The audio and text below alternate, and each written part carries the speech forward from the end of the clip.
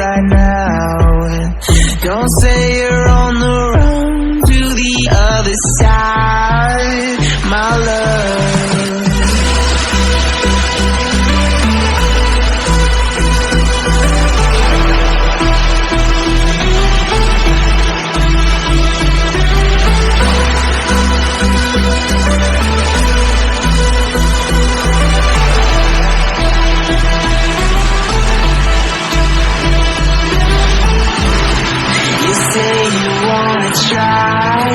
But you never do. Sugar, there's a reason why we lose. You say you wanna cry, but you never do. Sugar, there's a reason why we lose.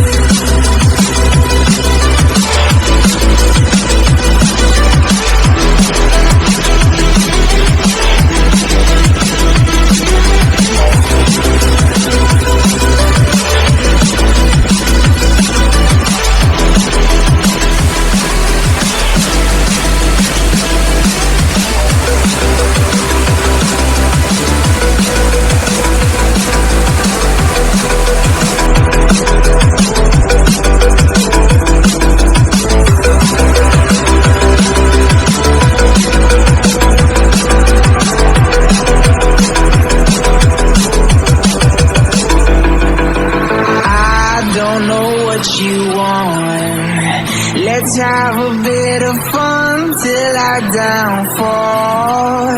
My love, if you feel like I do right now, don't say you're on the run to the other side, my love.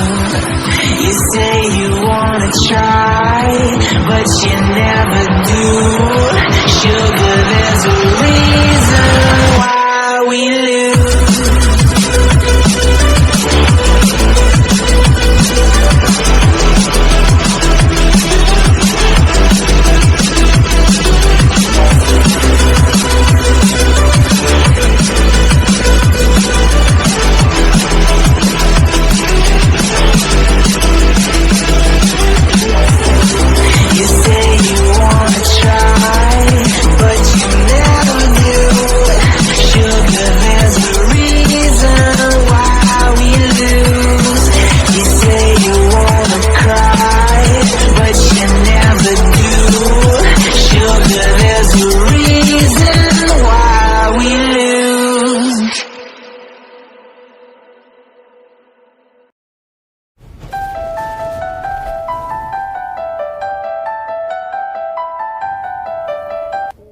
दोस्तों अगर मैं बात करूं आपके सबसे ज़्यादा favourite और पसंदीदा जानवर की, तो आप में से अक्सर लोगों का पसंदीदा जानवर शेर ही होगा, क्योंकि हम बचपन से ये सुनते आ रहे हैं कि शेर जंगल का राजा है और शेर बहुत ही ताकतवर होता है। मगर क्या हमने कभी ये सोचने की जहमत की कि आखिर शेर को जंगल का राजा क्यों माना जाता है? क्योंकि अगर ताकत की बात करें तो ताकत के मामले में हाथी, गेंडे और हिप्पो जैसे ताकतवर जानवर भी हैं जो कि शेर को मुंह तोड़ जवाब दे सकते हैं। और अगर हम बात करें खूंखार जानवरों की, तो उसमें टाइगर और जैगुआर जैसे खूंखार जानवर भी शामिल हैं। तो फिर क्यों शेर को जंगल का राजा माना जाता है? क्योंकि शेर अपने दिन की 20 घंटे तो सोने में बिताते हैं और शिकार भी शेरनियाँ करती हैं। तो इतने आलसी जानवरों को जंगल का राजा बनाने का क्या मकसद है? और वहीं अगर हम नजर मारें तो शेर जंगल में नहीं पाए जाते। दोस्तों ये खुले मैदानों में रहना ही पसंद करते हैं। जबकि देखा जाए तो जैगुआर और टाइगर का तो जंगल घर है, तो फिर उन्हें जंगल का राजा क्यों नहीं बनाया गया? तो आज की वीडियो में हम यही जानने वाले हैं और आज आपको प्रॉपर आंसर मिल जाएगा कि आखिर क्यों शेर को जंगल का राजा माना जाता है। मगर वीडियो शुरू करने से पहले आप हमें ये कमेंट कर दीजिए कि आपका फेवरेट जानवर कौन सा है। Number 1, attitude.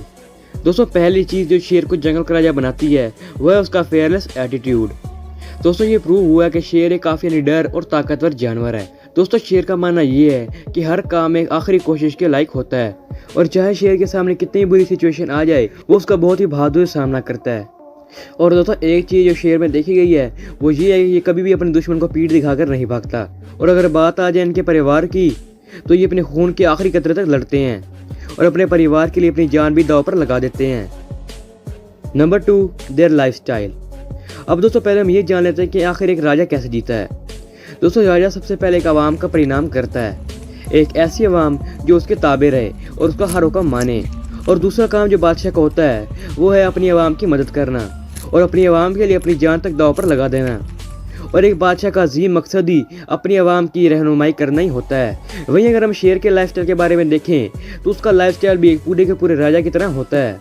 दोस्तों, जिस तरह शेर झुंड बनाकर रहते हैं और उनके झुंड को प्राइड कहा जाता है, वैसे उनके झुंड का एक लीडर होता है, यानी कि उनके झुंड का एक बादशाह होता है और झुंड के सारे मेंबर्स अपने लीडर की बात मानते हैं और जो जो लीडर उनको कहता है तो उस झुंड के सारे मेंबर्स को अपने लीडर का हुक्म मानना जरूरी होता है। अब जैसा कि दोस्तों शेर जब भी शिकार करते हैं तो एक पूरा सूचना बनाकर शिकार करते हैं और हर झुंड के हर मेंबर्स के ऊपर एक जिम्मेदारी होती है कि तुमने यहाँ से अटैक करना है और सेम बादशाह भी ऐसे करते हैं। और दोस्तों, जिस तरह एक मुल्क का बादशाह दूसरे मुल्क के बादशाह के साथ जंग करता है और जो बादशाह जीतता है वो दूसरे बादशाह के मुल्क पर भी कब्जा कर लेता है, तो सेम ऐसे ही शेर की दुनिया में भी होता है।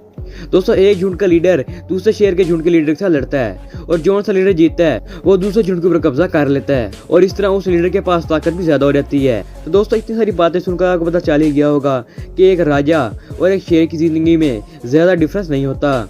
जबकि दोस्तों अगर हम टाइगर की बात करें तो दोस्तों टाइगर बिल्कुल भी एक राजा की तरह नहीं जीता, वो अपनी पूरी जिंदगी बस अकेले शिकार करते हुए बिता देता है। दोस्तों, आप यूँ कह सकते हैं कि टाइगर एक खतरनाक और ताकतवर सिपाही की तरह जीता है, मगर हर टाइगर का एक अपना इलाका होता है और उस इलाके में कोई भी दूसरा टाइगर नहीं आ सकता। अब दोस्तों, जैसे कि आप लोगों ने देखा कि एक शेर और एक टाइगर की जिंदगी में जमीन आसमान का फर्क है। और दोस्तों, ये सब सुनकर आपको पता चल ही गया होगा कि आखिर टाइगर को जंगल का राजा क्यों नहीं कहा जाता, क्योंकि राजा बनने के लिए सिर्फ ताकत ही मायने नहीं रखती, उस जीव के अंदर वो खूबी होनी चाहिए कि वो अपने आप को राजा कहलवा सके। और दोस्तों, एक चीज जो हर राजा के पास उसकी इज्जत के तौर पर होती है और उसको पहने बगैर कोई भी राजा राजा नहीं लगता। जी हाँ दोस्तों, मैं बात कर रहा हूँ एक राजा के ताज की। दोस्तों, कोई भी राजा उसके पास एक अपना उसका ताज होता है और उस ताज को पहने बगैर कोई भी राजा राजा नहीं लगता। जबकि अगर हम शेर की बात करें तो दोस्तों शेर के पास कुदरती तौर पर उसका ताज होता है और वो है उसका घना बालों का अयाल। दोस्तों, उसका घना बालों का अयाल उसके पास कुदरती तौर पर उसका ताज होता है और वो शेर को एक सही मायने में राजा दर्शाता है। और दोस्तों, अगर शेर एक बार धाड़ ले तो पूरे के पूरे जंगल में हलचल मच जाती है और दोस्तों शेर की धाड़ को 4 किलोमीटर दूर से भी सुना जा सकता है। अब दोस्तों, आप लोग समझ ही गए होंगे कि आखिर क्यों शेर को सही मायने में राजा माना जाता है, क्योंकि जो जो खूबियां एक राजा के अंदर होती हैं वो तमाम खूबियां एक शेर के अंदर पाई जाती हैं, जिसकी वजह से शेर ही जंगल का राजा माना जाता है। मगर दोस्तों, आपको क्या लगता है कि क्या शेर वाकई एक राजा कहलाने के काबिल है? हमें कमेंट में अपनी राय से आगाज़ जरूर कीजिएगा और वीडियो पसंद है वीडियो को लाइक कर दीजिएगा और अगर चैनल पर नया होगा चैनल सब्सक्राइब भी कर दीजिएगा। धन्यवाद दोस्तों, मिलते हैं अगली वीडियो में, तब तक के लिए गुड बाय।